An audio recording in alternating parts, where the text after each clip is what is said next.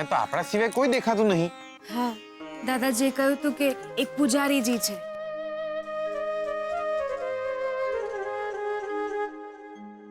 એમને મળવાનું છે અને આવી ગયા.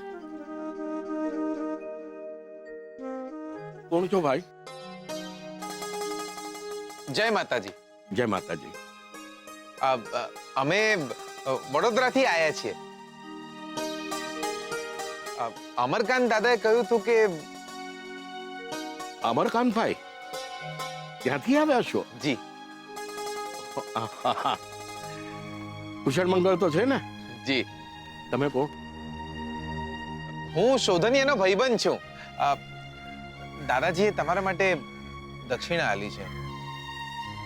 સુખી રહેજે બેટા, સદા સુખી રહેજે બેટા. વર્ષો વીતી ગયા પણ આજનો દિવસ અમરકાંતભાઈ ભૂલ્યા નથી. આજના દિવસે તો એમના દીકરાનો અકસ્માત થયો હતો ને? જી, અમે એટલા જ માટે આવ્યા છીએ.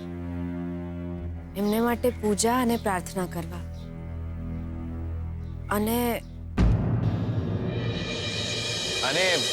અમારા લગ્ન બી થવાના છે. એટલે દાદાજીએ કહ્યું કે કુળદેવીના મંદિરમાં જઈને માતાજીનો આશીર્વાદ લઈ લો.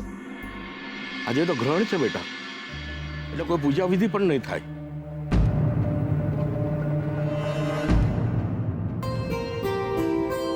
અને તમે દર્શન પણ નહીં કરી શકો.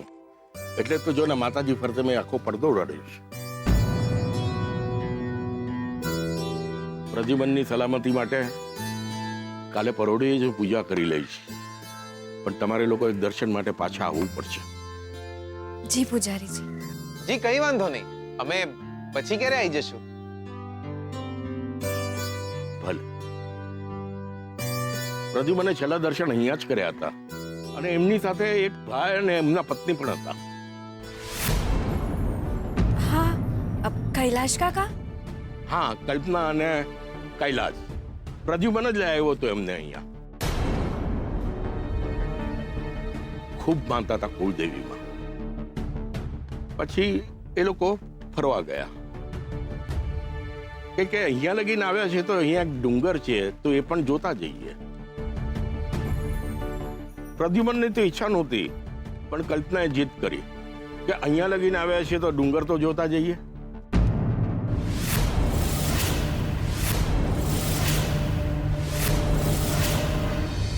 એમની ઈચ્છા નહોતી જવાની એટલે?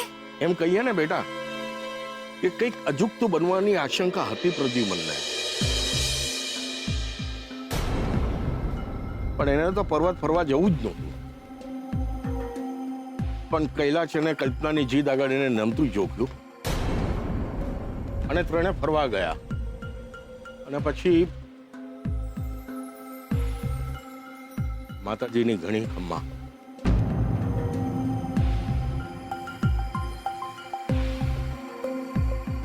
દૂરથી આવ્યા હશો, ચા પાણીની વ્યવસ્થા કરો.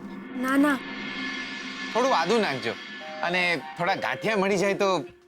આ તમે શું બોલો છો? બીજું કઈ નહીં મળે અહીંયા. શાંતિ રાખો. તમે તકલીફ ના લેતા, અમે ફરી ક્યારે આવીશું. હમણાં અમે નીકળીએ. જય માતાજી. જય માતાજી. જય માતાજી.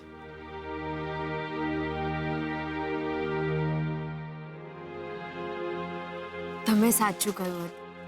આપણે જૂઠું બોલતા હોઈએ એ તો માતાજી જાણે જ ને.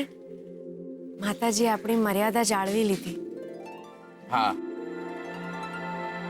પણ ચા નાસ્તો મળી ગયો ને દિયોર તો મજા આવી જઈ હોત. ઘરે મળી જશે. હા, ચાલો હવે ઘરે. અચ્છા. અરે પણ બકા, હું એમ કહેતો તો દિયોર,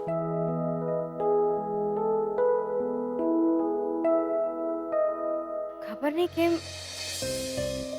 મનમાં આમ મૂંઝારો થઈ રહ્યો છે. એમના પપ્પાને પર્વત પર જવાની ઈચ્છા નહોતી અને શ્રુતિબેનના મમ્મી જબરદસ્તી જીદ કરીને એમને પર્વત ઉપર લઈ ગયા. ખબર ને, એવું લાગે છે કે કંઈક તો અજુગતું બન્યું છે, કંઈક ખટકી રહ્યું છે મનમાં.